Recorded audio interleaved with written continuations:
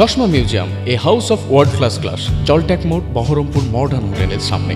আজ শক্তিপুর থানায় হাজিরার নির্দেশ থাকলেও থানায় যাননি হুমায়ুন কবির। এ বিষয়ে সাংবাদিক বৈঠকে ওসির উদ্দেশ্যে বেনজির খোঁচা দিয়ে তিনি বলেন, শক্তিপুর থানার ওসির যা আচরণ, 30 তারিখ থেকে সে হুমায়ুন কবিরের বাপ হয়েছে, নিজেকে খুব জাহির করে বেড়াচ্ছে। তাই ওই নতুন বাপের সঙ্গে আজ নয়, পরে একদিন দেখা করতে যাব। আমি আগেই বলেছি, শক্তিপুর থানার যে ওসি আছে তার যা আচরণ, সে আবার গত 30 তারিখ থেকে সে হুমায়ুন কবিরের বাপ হয়েছে। সে নিজেকে জাহির করে বেড়াচ্ছে, বিভিন্ন বাড়িতে যাচ্ছে, তাদেরকে গালিগালাজ করছে যারা আমাদের পার্টির কর্মকর্তা, দিয়ে বলছে কেউ যখন বাড়িতে যাচ্ছে, যে যখন ডাকছে কে, তাহলে হুমায়ুন কবিরের বাপ। তো সে আমার বাপ হয়েছে, সে বাপকে পরে দেখা করতে যাব এবং কতজনকে নিয়ে যাব সেটা সময় আসলেই জেলার প্রশাসন জানতে পারবে। জানিয়েই যাব। জেলার পুলিশ সুপারের কাছে চিঠি দিয়ে গোটা জেলা থেকে হুমায়ুন কবিরের ডাকে যে মানুষ আসতে পারে বা আসে, সেটা আর একবার প্রমাণ দেবো। এর আগে অনেকবার অনেক জায়গাতে প্রমাণ দিয়েছি।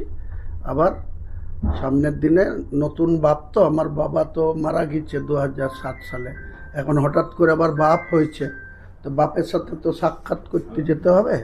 সেটা আজকে যাচ্ছি না, ঠিক টাইম ফাইম করে বাপের সাথে দেখা করতে মনোনয়ন দিয়েছিল। সেটা আমাকেও মুকেশ, এই শুভেন্দু অধিকারীর নেতৃত্বে 23টা গাড়ি নিয়ে এসে আমাদের লোকরা যখন মসজিদে ঢুকেছিল ভয়ে, তো মসজিদ থেকে জুতো পায়ে দিয়ে পিন্টু মুখার্জি ওসি ছিল, মলয় চ্যাটার্জি বলে একজন এএসআই ছিল, তারা জুতো পায়ে দিয়ে মসজিদ থেকে লোকজন নিয়ে গেছিল। তার কাছে আবার কি ভালো আশা করা যাবে? সে এখন এমন শক্তিমান, এমন বলিষ্ঠ মুখ্যমন্ত্রী হয়েছে, পুলিশ মন্ত্রী হয়েছে, তিনি বলছেন বাংলার সাধারণ মানুষের যে নিরাপত্তা দেওয়া যার অঙ্গীকার বা যে শপথ নিয়েছে, তিনি বলছেন আমার পুলিশকে আমি আগে সুরক্ষা দেব। আর সেই পুলিশ কারো মাছ চুরি করবে, কারো ট্র্যাক্টরে মাটি কাটবে, কেটে বিক্রি করবে, এইসবকে তিনি বলছেন আমি পুলিশের সুরক্ষা দেব। তা পুলিশ সুরক্ষা দিলে তার পরিণতি কি হচ্ছে?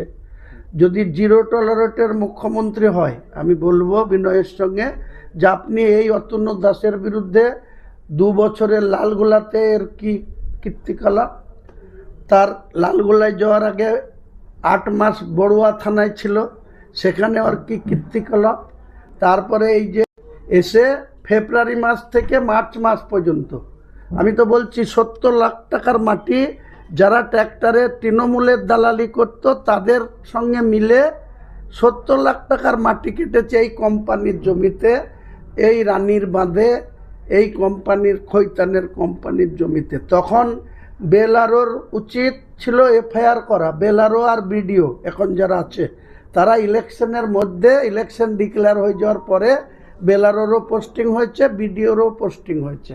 তাহলে এই বিডিও এই বেলারোরা জানে না, কিন্তু একটা মাটি যখন কাটে তাকে রয়্যালিটি জমা দিতে হয়, গভর্নমেন্ট রেভিনিউ জমা দিতে হয়, দিচ্ছে কিনা দেখাতে হবে।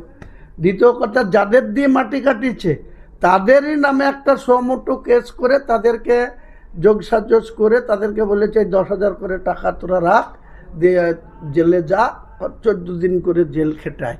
এই হচ্ছে এই দারোগা, যার হাত তার পাত, ওনার হাতে এফআইআর বই, উনিই চুরি করছেন, উনিই আবার চোরকে অ্যারেস্ট করছেন, দিয়ে পাঠাচ্ছেন, দিয়ে এসপিকে রিপোর্ট দিচ্ছেন আমি অ্যাকশন নিয়েছি।